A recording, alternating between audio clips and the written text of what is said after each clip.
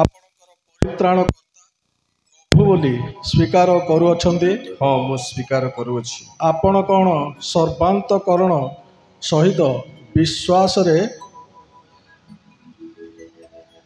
ସ୍ଥିର ଅଟନ୍ତି? ନିଶ୍ଚିତ ଭାବରେ ସ୍ଥିର ଅଛି। ଏହି ପବିତ୍ର ସେବକ ପଦ ଗ୍ରହଣ କରି ଏ ମଣ୍ଡଳୀର ପାଳକ ହେବା ପାଇଁ ଈଶ୍ୱର ଆପଣଙ୍କୁ ପ୍ରକୃତରେ ଆହ୍ୱାନ କରିଅଛନ୍ତି? ହଁ ଆହ୍ୱାନ କରିଅଛନ୍ତି। ଆପଣ କ'ଣ ଶପଥ କରୁଅଛନ୍ତି ଯେ ଆପଣ ଯେଉଁ ଦାୟିତ୍ୱ ଗ୍ରହଣ କରିଅଛନ୍ତି ତାହାକୁ ବିଶ୍ୱସ୍ତ ଭାବରେ ସମ୍ପାଦନ କରିବେ? ହଁ ମୁଁ କରିବି। ଧର୍ମଶାସ୍ତ୍ରରୁ ଈଶ୍ୱରଙ୍କର ବାକ୍ୟ ପ୍ରଚାର କରିବେ? ନିଶ୍ଚୟ କରିବି। ଶିକ୍ଷା ଦେବେ? ନିଶ୍ଚୟ କରିବି। ଏ ମଣ୍ଡଳୀର ଉପାସନା ପରିଚାଳନା କରିବେ? ହଁ ମୁଁ କରିବି। ଡୁବନ ଓ ପ୍ରଭୋଜ ଆଦି ବିଧି ସବୁ ସମ୍ପାଦନ କରିବେ? ହଁ ମୁଁ କରିବି। ଖ୍ରୀଷ୍ଟଙ୍କ ପଲର ପ୍ରତିପାଳକ ହେବେ?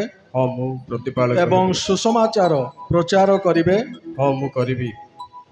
ଆପଣ କ'ଣ ପ୍ରତିଜ୍ଞା କରନ୍ତି ଯେ ଆପଣ ବିଶ୍ୱସ୍ତ ଭାବରେ ପ୍ରାର୍ଥନା, ଶାସ୍ତ୍ରପାଠ ଏବଂ ଆଲୋଚନାରେ ଲାଗି ରହିବେ? ହଁ। ଯେଉଁ ଆହ୍ୱାନ ପ୍ରାପ୍ତ ହୋଇଅଛନ୍ତି ତାହାର ସମୁଚିତ ଜୀବନଯାପନ କରିବେ? ହଁ ମୁଁ କରିବି।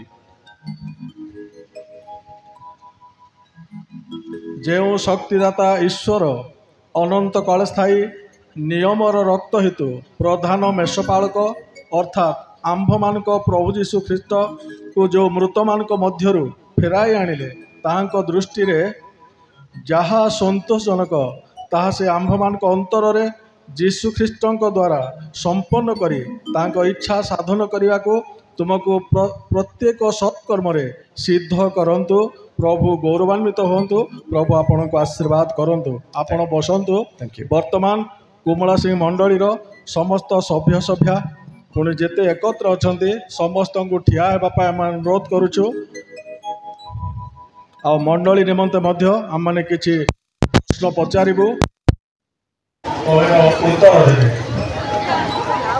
ପାଳିକା ମଧ୍ୟ ଠିଆ ହୁଅନ୍ତୁ, ପାଳକ ପାଳିକା ମଧ୍ୟ ଠିଆ ହୁଅନ୍ତୁ। ଉତ୍ତର କିନ୍ତୁ ମଣ୍ଡଳୀ ଦେବେ, ପାଳକ ଭାବେ ଆମ ସମ୍ମିଳନୀର ପ୍ରତିନିଧି ସ୍ୱରୂପେ ଶ୍ରୀଯୁକ୍ତ ବିହିତ ପରିଛାଙ୍କୁ ଖ୍ରୀଷ୍ଟଙ୍କ ମଣ୍ଡଳୀର ଜଣେ ପାଳକ ଭାବରେ ଜଣେ ସେବକ ସ୍ୱରୂପେ ସ୍ୱୀକାର ଓ ଗ୍ରହଣ କରୁଅଛନ୍ତି? ହଁ କରୁଅଛୁ। ଧନ୍ୟବାଦ। ଆପଣମାନେ କ'ଣ ତାହାଙ୍କ ସହିତ ସହଯୋଗ କରି କାର୍ଯ୍ୟ କରିବାକୁ ପ୍ରସ୍ତୁତ ଅଛନ୍ତି? ହଁ ପ୍ରସ୍ତୁତ ଅଛୁ।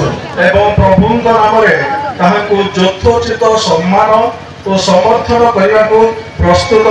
ହଁ ପ୍ରସ୍ତୁତ ଅଛୁ। ତାହେଲେ ଆପଣମାନେ ସମସ୍ତେ ବର୍ତ୍ତମାନ ଦଣ୍ଡାୟମାନ ହୋଇ ଆପଣମାନଙ୍କର ସମ୍ମତି ପ୍ରକାଶ କରିଛନ୍ତି। ଧନ୍ୟବାଦ। ତେବେ ଆମେ ପରବର୍ତ୍ତୀ କାର୍ଯ୍ୟକ୍ରମକୁ ଯିବା। ଏ ସମୟ ମଧ୍ୟରେ ଯେତେ ପାଳକମାନେ ସ୍ଥାନରେ ଅଛୁ ଆସନ୍ତୁ। ଆମେ ହେ ଧର୍ମାତ୍ମା ବିନୟ ଭେଦ ଏ ଗୀତ ଗାନ କରି ଆମଙ୍କର କାର୍ଯ୍ୟକ୍ରମ ସମସ୍ତେ ବସନ୍ତୁ।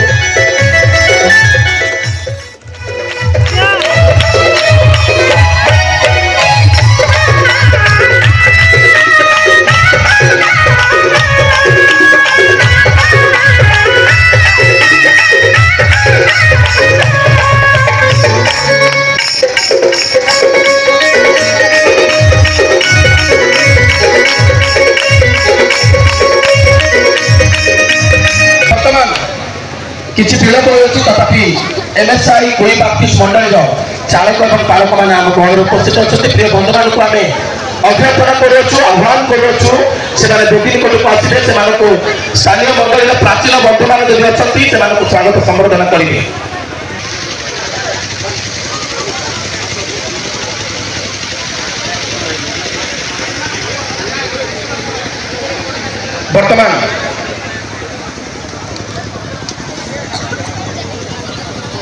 ବର୍ତ୍ତମାନ ଆଜିର